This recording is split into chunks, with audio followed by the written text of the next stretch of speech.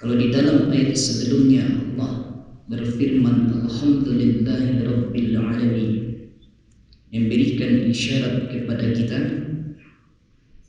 bahwa nikmat Allah itu ada yang nampak, ada yang tidak nampak. Karena itu bersyukurlah setiap nikmat yang Allah berikan kepada kita. Maka pesan dari Allah, jangan sesuatu yang nampak saja atau kelihatan saja kita mengucapkan Alhamdulillah, tetapi terhadap nikmat Allah yang tidak nampak pun kita zikirkan Alhamdulillah. Itulah Allah memilih kalimat hamdun, alhamdu, bila dibandingkan dengan syukran. Kalau syukran berterima kasih kepada Allah dari sesuatu yang nampak, artinya kita nampak menerima nikmat Allah itu, baru kita mengucapkan Alhamdulillah. Tetapi sementara nikmat Allah itu lebih banyak yang tidak nampak, maka zikirkanlah kalimat Alhamdulillah. Lalu Ar-Rahmanir Rahim, siapa orang yang meningkatkan rasa syukurnya kepada Allah, maka Allah berjanji dalam Quran surah ke-14 ayat 7. Di dalam ayat itu, la in syakartum la azidannakum wa la in kafartum inna adzabi lasyadid. Kata Allah, siapa orang yang berterima kasih kepada Allah atas segala nikmat yang Allah berikan kepadanya, la azidannakum, maka Allah pasti tambah. Inilah perbedaan Bapak dan Ibu. Kalau sesama makhluk, artinya antara kita sesama kita manusia, bila kita diberikan sesuatu, maka kita akan berterima kasih kepada orang yang memberikan. Dia awak, misalkan saya contohkan Al-Quran, nampak oleh awak Al-Quran dan dia kan tuh, lalu awak mengucapkan ke orang tuh terima kasih. Lalu orang yang memberikan kebiasaannya menjawab adalah sama-sama atau sama-sama. Mau kasih Pak Al-Qurannya, maka orang yang memberikan akan menjawab sama-sama. Lalu bagaimana dengan Allah? Misalkan kita berterima kasih kepada Allah atas segala nikmat yang diberikan kepada kita. Alhamdulillah ya Allah, Engkau berikan kesehatan. Alhamdulillah ya Allah, Engkau berikan harta. Alhamdulillah, alhamdulillah. Setelah kita mengucapkan itu, lalu Allah jawab apa? Kalau cuma manusia, sama-sama kan itu. Maka Allah tentu pasti berbeda dengan makhluknya. Bagaimana perbedaannya? Kalau sesama manusia kita diberikan sesuatu mengucapkan terima kasih, lalu orang yang memberikan mengucapkan sama-sama, bagi Allah tidak. Tetapi Allah menjawab dalam ayat tadi, la azidannakum, aku akan tambah apa yang kamu terima kasih kan itu. Makanya kembali Allah sebutkan dalam surah Al-Fatihah itu Ar-Rahmanir Rahim. Ar-Rahman adalah pemberian dari Allah Subhanahu wa taala yang sifatnya duniawi. Artinya Allah titipkan terhadap sesuatu itu kepada kita. Sebutlah apa saja. Pakaian Allah yang menitipkan, kendaraan Allah yang menitipkan, rumah, tanah dan lain sebagainya, Allah yang memberikan titipan kepada kita. Kenapa? Allah Ar-Rahman, memberikan yang sifatnya duniawi. Tetapi berbeda dengan Ar-Rahim. Kalau Ar-Rahim adalah Allah berikan khusus terhadap orang-orang yang bersyukur terhadap nikmat Allah itu, maka nanti di hari akhirat kelak Allah akan berikan sesuatu yang terbaik. Inilah rasa kasih sayang Allah kepada hambanya, karena dia berterima kasih segala nikmat yang Allah berikan kepadanya. Jemaah dimuliakan oleh Allah Subhanahu wa taala. Lalu kita bawakan di dalam kehidupan kita sehari-hari. Coba sejauh mana kita berterima kasih kepada Allah? Apakah hanya sekedar lisan saja?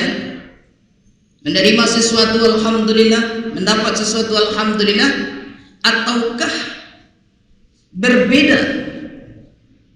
Artinya yang kita terima dari Allah itu kita ucapkan terima kasih kepada Allah.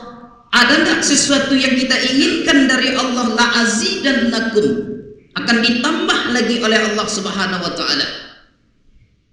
Kenapa demikian? Karena Allah mengingatkan kepada kita, tidak sedikit dari hamba itu banyak ya lisannya hanya sekedar mengucapkan alhamdulillah, tetapi perbuatannya, rasa syukurnya terhadap nikmat yang Allah berikan itu belum kelihatan.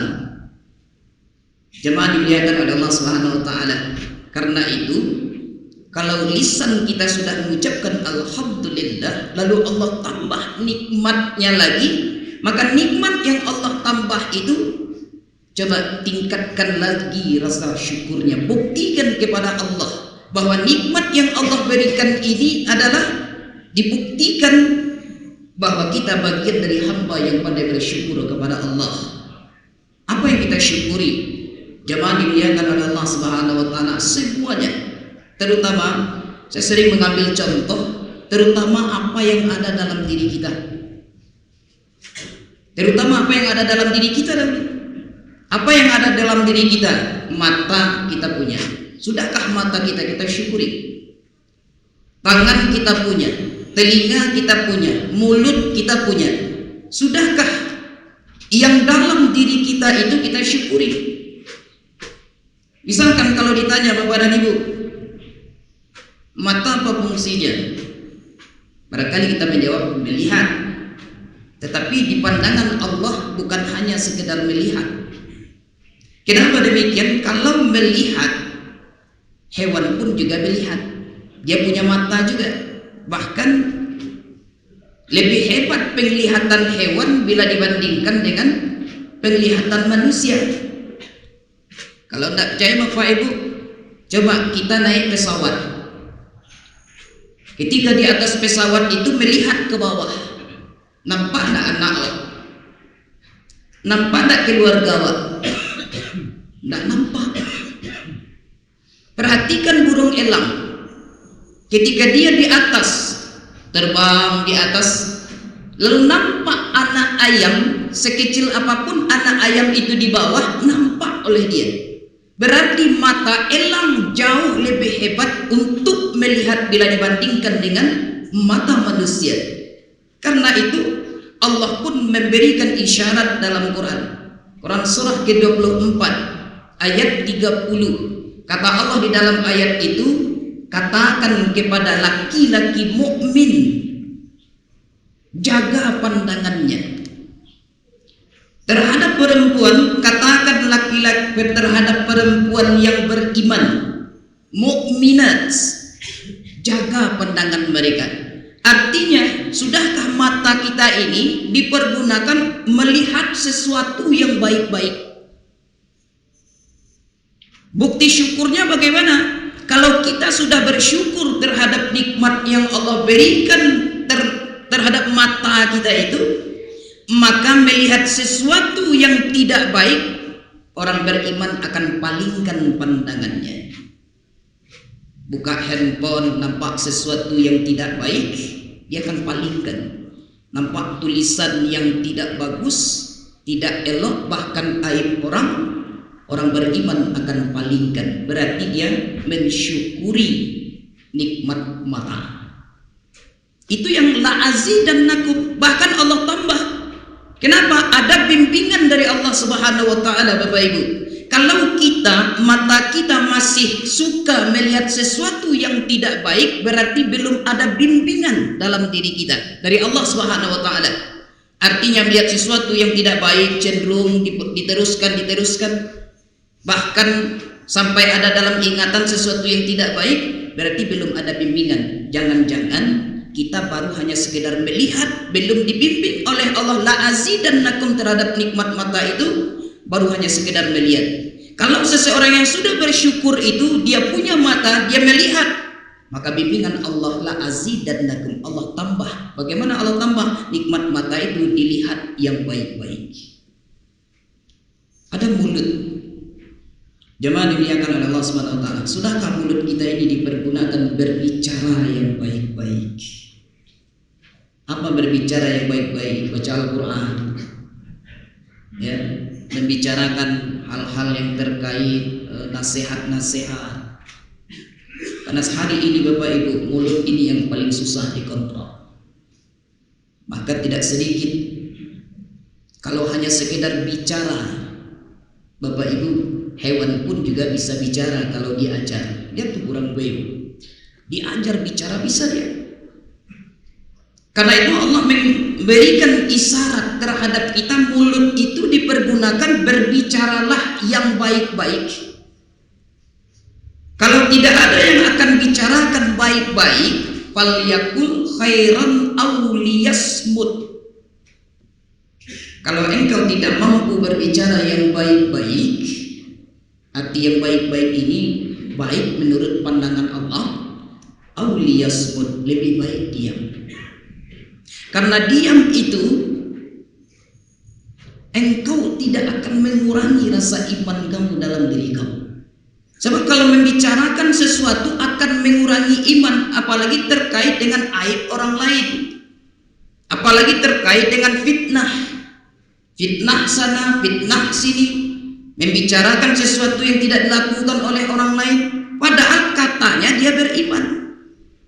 Kalau masih seperti itu jemaah dimuliakan oleh Allah Subhanahu wa taala, berarti kita belum bersyukur terhadap nikmat yang Allah berikan kepada kita. Masih banyak contoh lain, ada tangan yang Allah berikan.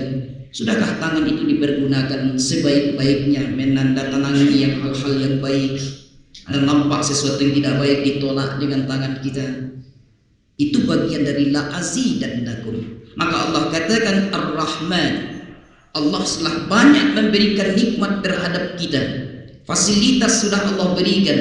Nanti apabila kita syukuri segala nikmat fasilitas dunia itu, Ar-Rahim, di hari akhirat kelak Allah akan tambah la azidannakum. Allah akan tambah kebahagiaan-kebahagiaan di hari akhirat itu. Bukankah ini yang kita mimpi-mimpikan jemaah dimuliakan oleh Allah Subhanahu wa taala? Kalau kita menghitung nikmat Allah tidak terhitung lagi. Nikmat sehat sudah Allah berikan, nikmat kesempatan Allah berikan, umur yang berkah Allah berikan, bahkan segala fasilitas dunia alhamdulillah sudah ada sama diri kita. Barangkali yang kurang itu rasa syukur kita kepada Allah.